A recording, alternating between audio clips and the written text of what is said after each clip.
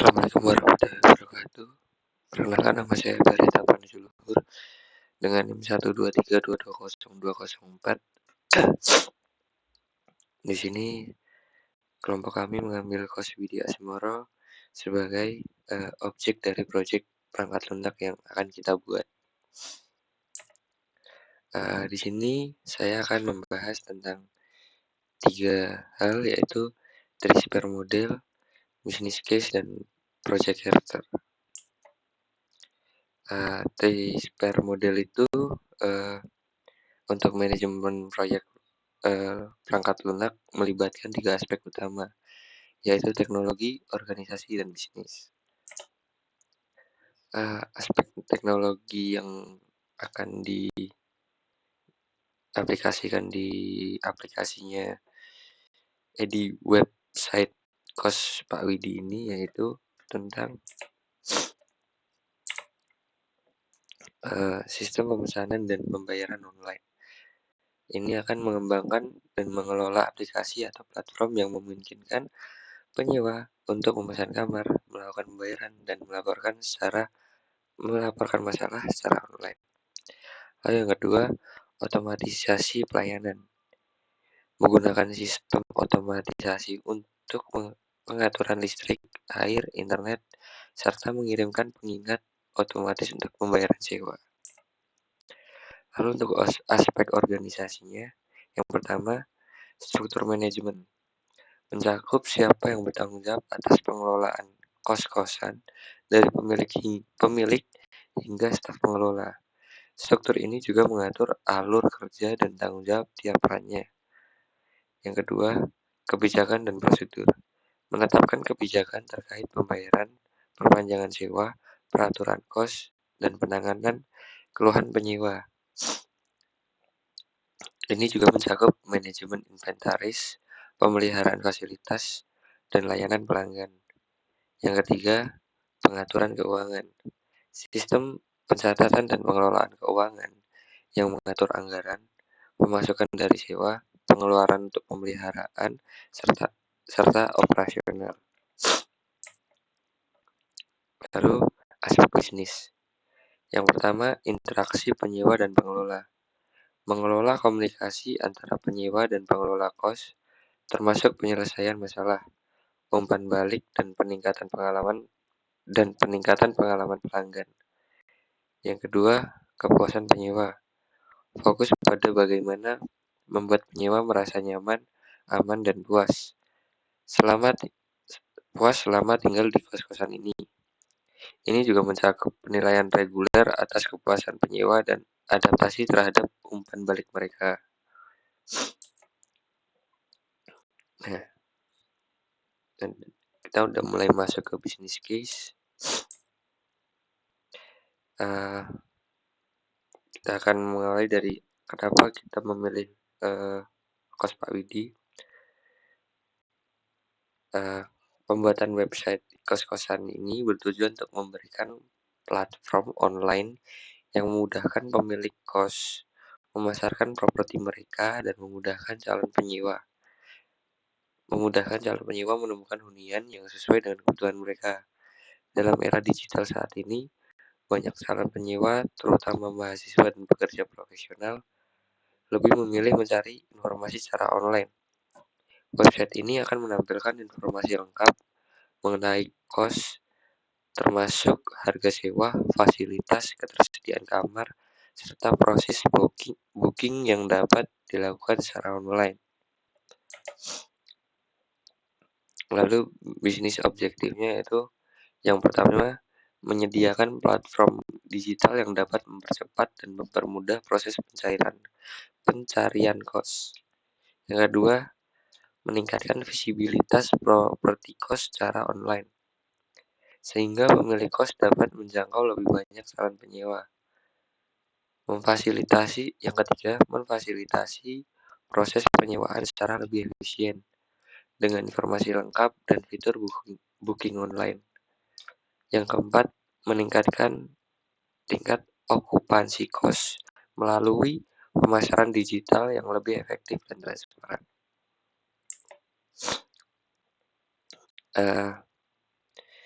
situasi saat ini dan masalah atau peluang yang ada saat ini.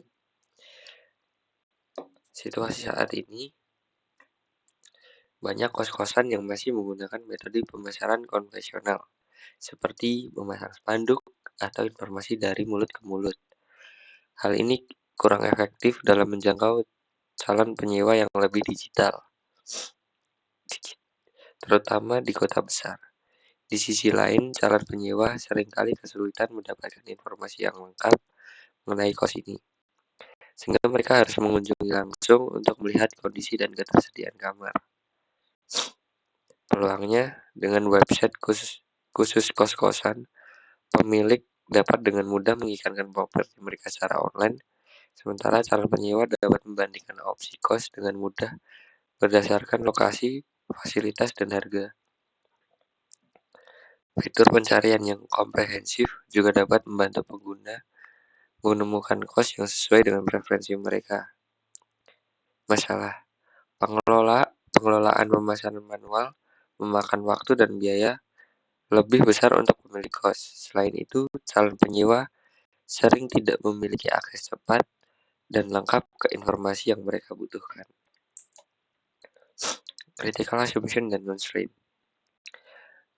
Asumsi utama atau critical assumption, calon penyewa cenderung mencari informasi kos secara online melalui perangkat mobil atau desktop.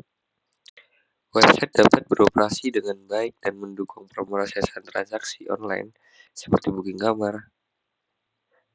Pemilik kos bersedia berpartisipasi dengan mengunggah informasi lengkap tentang kos mereka. Biaya pengembangan keterbatasan. Yang pertama, biaya pengembangan website yang efektif serta kebutuhan untuk mengoptimalkan SEO atau Search Engine Optimization agar dapat ditemukan di mesin pencari. Yang kedua, pengelolaan data dan informasi proper cost yang harus selalu diperbarui. Yang ketiga, risiko keamanan data, terutama terkait informasi pribadi, penggunaan dan transaksi online. Analysis of option and recommendation. Opsi pertama, menggunakan marketplace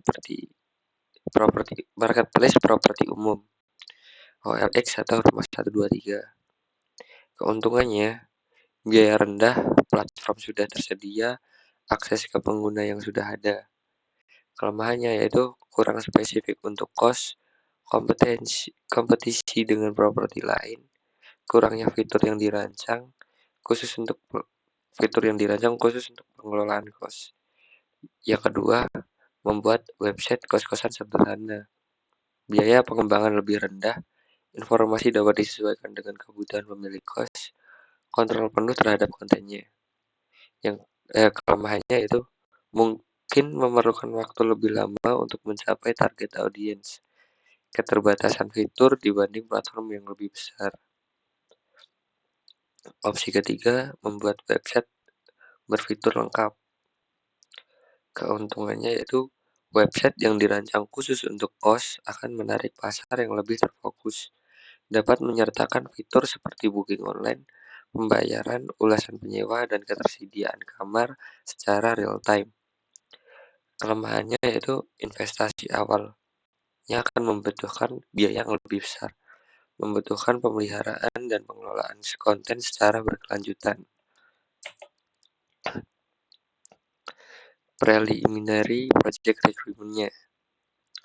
Halaman profil kos menampilkan informasi lengkap mengenai kos, termasuk lokasi, fasilitas, harga sewa, foto, dan ulasan. Yang kedua, fitur pencarian memungkinkan pengguna mencari kos berdasarkan lokasi, harga, dan fasilitas. Sistem booking yang nomor 3, sistem booking dan pembayaran online.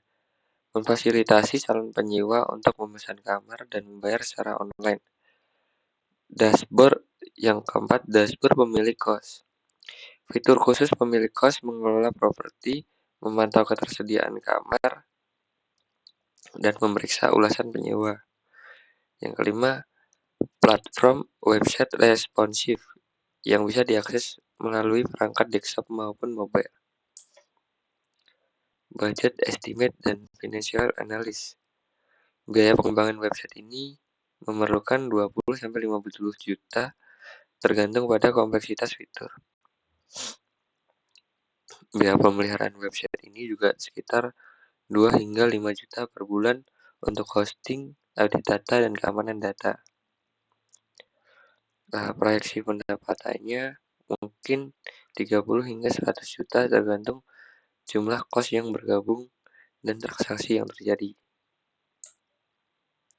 Schedule estimate.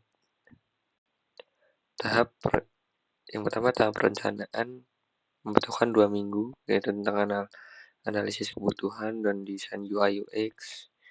Dan tahapan pengembangan website itu juga butuh 2 bulan untuk pengkodean, membuat aplikasi, pengujian, dan debugging. Tahap peluncuran membutuhkan 1 bulan untuk onboarding pemilik kos. Tahap operasional penuh 2 hingga 3 bulan setelah proyek dimulai. Kelima, total estimasi durasi proyek yaitu 2 hingga 3 bulan sebelum website siap digunakan oleh publik. Potensial risk-nya atau risiko potensialnya itu yang pertama, risiko teknis. Masalah dalam pengembangan atau bug yang mengganggu user experience. Mitigasi uji coba testing yang ekstensif sebelum peluncuran. Risiko keamanan data. Potensi kebocoran data pengguna, terutama dalam transaksi pembayaran online. Mitigasinya, implementasi sistem, keamanan berlapis, enkripsi, dan audit berkala. Desain mockup website, gambaran tampilan antarmuka pengguna atau user interface untuk halaman kos, halaman pencarian, dan dashboard pemilik kos. Analisis SWOT menyajikan kekuatan, kelemahan, peluang, dan ancaman dari pembuatan website kos ini. Studi kasusnya, contoh keberhasilan platform serupa yang telah meningkatkan okupansi kos melalui platform digital. Kemudian masuk ke project charter kita. Project charter adalah dokumen resmi yang menjadi landasan dan definisi formal untuk sebuah proyek. Dokumen ini berisi informasi penting yang menjadi acuan bagi tim proyek atau stakeholder untuk memahami tujuan, batasan, dan ekspektasi proyek. Project charter. Proyek ini berjudul Cost Within Information System Website Based Project. Proyek ini dimulai 27 September 2024 dan akan berakhir pada 5 Desember 2024.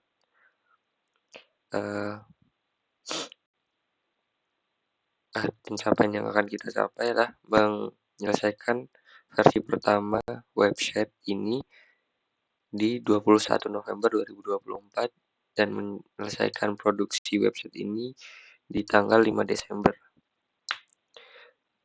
Budget kita sekitar 20 hingga 50 juta. Project manager kita yaitu Hafiz Akbar Karimi.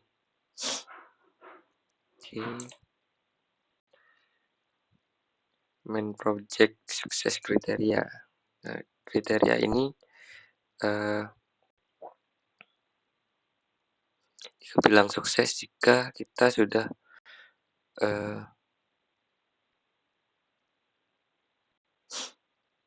sesuai dengan spek, sudah oke tesnya dan tidak enggak lebih dari budget yang sudah ditentukan dan selesai tepat waktu. Nah, ini pembagian tugas dan tanggung jawab kita. Yaitu yang pertama Mas Hafiz Akbari Karimi sebagai project manager.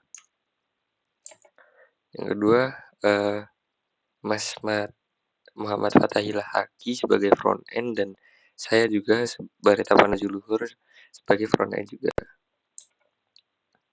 Lalu ada Galvin Suryo Asmoro sebagai UI UX designer dan Sayuda Patria sebagai database engineer. Lalu ada Mas Sani Putra sebagai backend bersama Mas Rafli Adiasa Putra. Lalu progres untuk saat ini kami sudah membahas tentang konsep aplikasi ini akan menjadi seperti apa gitu, dan bagaimana fitur-fitur di dalam aplikasi tersebut yang seperti yang sudah kami jelaskan di Trisphere model tadi. Kami juga sudah membuat timeline terkait gambaran dalam project Oswidi ini sudah tertata gitu. Ya, yang di pertama di September ini kita sudah mulai membagi role atau tugas-tugas tugas-tugas terkait lah. Jadi siapa menjadi project manajernya, siapa jadi frontend-nya, siapa jadi backend-nya. Lalu di Oktober kita membahas tentang konsep web ini mau jadi seperti apa gitu. Kita lagi di Oktober ini membahas tentang konsepnya. Di Oktober akhir hingga November kita melaksanakan project yang sudah dirancang pada Oktober tadi. Lalu November nanti kita insya Allah akan presentasi project. Cukup sekian dari saya. Terima kasih. Wassalamualaikum warahmatullahi wabarakatuh.